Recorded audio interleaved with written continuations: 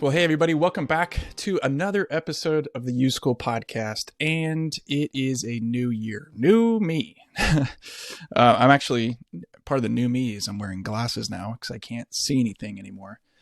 But if you're watching this on YouTube, which, by the way, if you're listening to this, we do have these episodes on YouTube, which I know some teachers and coaches have been using these episodes to watch like in a homeroom. And this episode's a special one because we took a couple weeks off at the end of 2022. Now it's 2023. And I honestly feel like a renewed focus for what we're doing and how to support adults, parents, and educators and coaches for how to support kids in designing lives that matter. So more resources coming this year, new offers, new ways for you to grow and get the tools that you need to support the kids that you care about, which is what we are all about with YouSchool. Okay, so New Year, New You. What we're talking about in many ways is this idea of New Year's resolutions, which I think I've tried to do every single year with my kids. And now I have two of them teenagers, 16, 14, and 9.5, and try to have these conversations with them around the turn of the year of what are you hoping for? What do you want to do next year? And typically the conversations go like this. I don't know.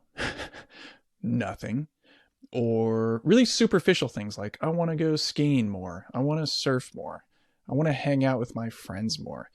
Stuff that, yes, of course it matters to them, but doesn't necessarily, it's not the kind of, the depth of conversation that I want to have with them. So maybe you can relate, and maybe you're coming back with your class, if you're a teacher, your team, if you're a coach, or with your kids, if you're a parent or grandparent or guardian, and you want to have conversations with them about kind of like, wake up. This is your life. This is your story. Make it count. Go after things. Like that's the kind of feeling that you have and you want to express that, but you've tried and it doesn't quite work out that way. So this is a really quick episode on how to evoke motivation inside of kids so that they feel like they have clarity, they have tone on what they want, and they're going after it. And we're going to talk about that through the science of hope. Now, I get it. Some kids just kind of pop out of the womb, come to class, come to your family, come to the team, and they're just the internally driven kids. And I don't know what it is. It's genetics, it's personality, it's a coping mechanism. I don't know what it is. But most kids don't. Most kids are just, frankly, going through the motions and some version of going through the motions, whether that means they struggle to find any motivation. They're kind of detached, disengaged, frozen, or, and this is more kind of what it was like for me to be a teenager. What many students are just kind of like getting through it. They're doing what's expected of them. They're showing up. They're raising their hand when they need to. They're getting the grades that doesn't make anybody worry or wonder how they're doing, and they just get through it. That's, I think, most kids. But what we want to actually unpack and uncover and look at is this lens of motivation. Because I think a lot of times kids, as we talk to them, as I talk to them, as I examine my own story, a lot of kids feel like life is just happening to them. Or maybe another way to think about it is that they're a character in someone else's story. It's my parents, it's my coach, it's my teachers, it's my peers. I'm just reacting. I'm just responding. I'm just playing a part. I'm showing up. Is this block day? Is this even periods? Am I supposed to dress out in PE today or not? What time is practice? What time is the game? Where's the tournament? What do I need to pack? It's just that sort of vibe. It's that sort of just kind of, I'm just going through it. And sometimes a lot of kids feel like even if they do try, their future is already predicted. They look at older kids and realize it doesn't matter if I try harder. The coach only plays his favorites. It doesn't matter if I get better grades. I know 4 kids who last year didn't get into name the school. It doesn't matter how good of scores I get in ACT or SAT. I know about the kids who didn't get a scholarship because they didn't have some sort of advantage that I don't have. So, That's nothing could be more demotivating to feel like I cannot change my situation. It doesn't matter what I do. And even if I were to give more effort, it also wouldn't change the arc of my story, the trajectory of where my life is going. That is a bummer, a major bummer. And what we're actually talking about is hopelessness. And I don't mean hopelessness in that sort of Pollyannish, it's not the emotion of hopelessness. It's more the state of hopelessness. It's not like, oh, are you bummed out? Not that kind of hopelessness, but this kind of miserable experience of being hopeless, where you feel like no matter what I do, it's not going to change anything. I cannot see a different future. I cannot see a different reality than the reality that I'm living. The good news, though, and I've done a lot of learning on this in 2022, last year, the good news is that hope can be developed, can be cultivated. You can actually teach hope. And as I've learned from friends of mine at the University of Oklahoma, shout out to Dr. Abby Trevino-Mullenberg, the good news is that even within an hour or less of teaching kids hope strategies, the science of hope, they've measured that hope can increase and it can change a kid's outlook, which can evoke motivation inside them. We can actually do this. This is coming from Snyder's Hope Theory. If you want to read a book about it, there's a couple of good books. I'll mention them in the show notes, maybe even at the end. There's over, I think, 200 or 2,000. I forget the scale. Let's say 200 to be fair. 200 researched studies studying the intervention of the science of hope to show how impactful it is.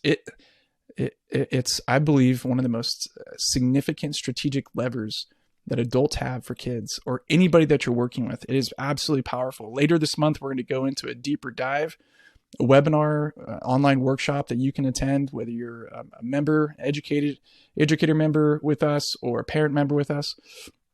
Anybody can do it, but it's coming later this month. Details forthcoming, time and place, etc. But hope can be developed. And we're going to get into it really fast in the next 2 minutes. There's 2 parts, really 3, but 2 parts for us in this conversation about the science of hope. The first part is pathways. Hope pathways are about your ability to see the path to getting what you want. It's the ability to see that there are different paths, different scenarios, different contingencies. You can see that there might even be someone that can help you see and understand that there are tools to help you discover how to get to where you're going. When you don't feel like there's a way to get there, I'm never going to get in. I'm never going to play. I'm never going to make the team. I'm never going to get anyone to really notice me. You give up. I can't see how that would be possible. That's the first part. The second part is this more idea of like agency. It's about seeing yourself as a part of the story. If I do something, I can affect the outcome. So it's seeing yourself in that. So pathways are about I can see. Agency is about I can do it. And both of those can actually, with really short reflection exercises, be changed. Someone can actually process through those and see more clearly and feel more confident that they have what it takes. So how do you do this? Well, to help a student cultivate hope, it's important that we guide them to do a couple things. Not only describe the type of future they want, as well as the different possible routes to get there. So it's a thinking reflection exercise that is started individually, but then done best in community, done best out loud together. So let's help each other to describe what the possible future could be, and then the different paths to get there. Oftentimes, if you're a kid, your exposure, your perspective is limited. So I don't know how to get better at that sport. And you talk to someone else who says, oh, well, let me tell you, let me show you a video. Let me introduce you to someone. Let me expose you to a different way of thinking about it. Peer tutoring, peer counseling and really just conversations, structured, guided conversations with peers can be incredibly powerful to increase hope. So it looks like this, asking them to name specific things that they can do, they can engage in to make progress and helping them break it down to as small of steps as possible. First, if you want that, and describe why you want that and how it would feel to get that, that's seen. Then what would you do specifically? And what would you have to do that? And when would you do it? It's those kinds of very simple questions. What do you want and why? What are some possible paths to get what you want? What are the next 2 to 3 things that you can do and will do to move forward? This is how we evoke hope and motivation. Students, here's the final quote. Students with higher levels of hope are more resilient, make better choices, are self-motivated, more effective problem solvers, do better academically, and are less likely to engage in risky behaviors like substance abuse. And it's possible, and it's simple, and you can do it. It starts with us processing our own hope about what we want, reflecting on the pathways we might take, and what we will do and can do to move forward on those pathways, and then sharing that with kids. It looks like us carving out the time and space to intentionally lead them in those discussions, whether you're a math teacher, history, lacrosse coach, mom, uncle, big brother, youth pastor, whatever you're doing. Say, I'm going to do this time and carve out time. I'm going to ask kids to process, ask them to share why, and then walk them through the process of doing this. Again, we'll have a webinar later this month that goes deeper in, but don't just say, hey, New Year's resolutions, and they say, I don't know, or something really fluffy. Let's actually help kids imagine a future and how they can be the agents and authors of a better future. We'll be back next week with another episode of the YouSchool Podcast. Hey, thanks for joining in on the YouSchool Podcast. We'd love to share with you the resources available on our website at theyouschool.com. Not just articles, ebooks, worksheets, and other podcast episodes, but specifically, you should know about a free course we have available called the Real Me course. It's digital, it's interactive, and it'll guide you to get clear about who you are and the great story you could tell with your life. So go register for a free account and get started on the Real Me course today at theyouschool.com. That's theyouschool.com.